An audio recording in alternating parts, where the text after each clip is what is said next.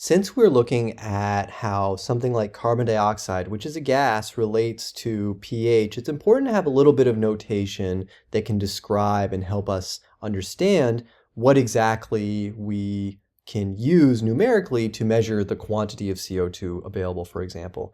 And for this, we talk about the partial pressure. And the partial pressure describes the pressure of a single gas in a mixture of gases. Air is a mixture of gases. It's got all sorts of things in it. It's got CO2, it's got oxygen, it's got nitrogen.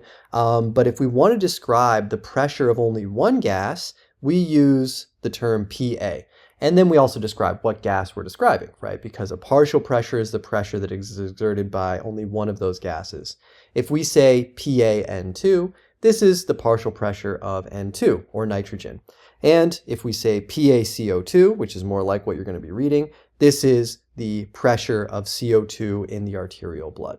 And so when we have abnormal partial pressures, these can help diagnose what's going on with the system. Is it respiratory acidosis or alkalosis?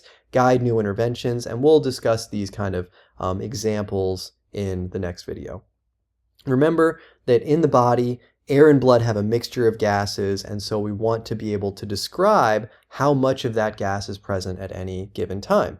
PaCO2 is the pressure of CO2, PaO2 is the measure of oxygen, and remember that, when we think of things like fish, right? Fish live in water, and for a long time when I was a kid, I thought that the fish breathed the oxygen that was part of water. H2O's got oxygen, I thought they were breathing that. But that's really not true. They're breathing oxygen that exists in the water, and when you own fish, if you keep fish, you have to put a bubbler in there to make sure that the water is well aerated. You're basically dissolving oxygen in the liquid.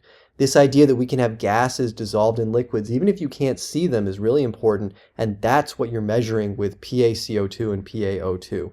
Remember that we're transporting oxygen around in our blood that comes from this gaseous oxygen dissolved in a liquid, and we measure how much of that there is with this partial pressure of O2, PaO2, partial pressure of CO2, PaCO2. Here are some numbers that are really important to keep in mind, right? pH goes down below 7.35, we call this acidosis. pH goes up greater than 7.45, we call this alkalosis. And acidosis, right, acid, below what it should be, alka, that's alkaline, above what it should be. And when we're looking at some stats, if it is the pressure of carbon dioxide that is causing the change, well, that's due to respiratory causes. Remember that the carbon dioxide concentration is controlled by the lungs and controlled by the respiratory system. If it's the bicarbonate, HCO3-, if that's what's causing the change, then that's a metabolic issue, right? That would be controlled by the kidneys, as we saw in the previous example. In our last video here, we're going to do a few examples determining whether the stats that are given are acidosis, alkalosis, and also whether it's respiratory or metabolic in cause.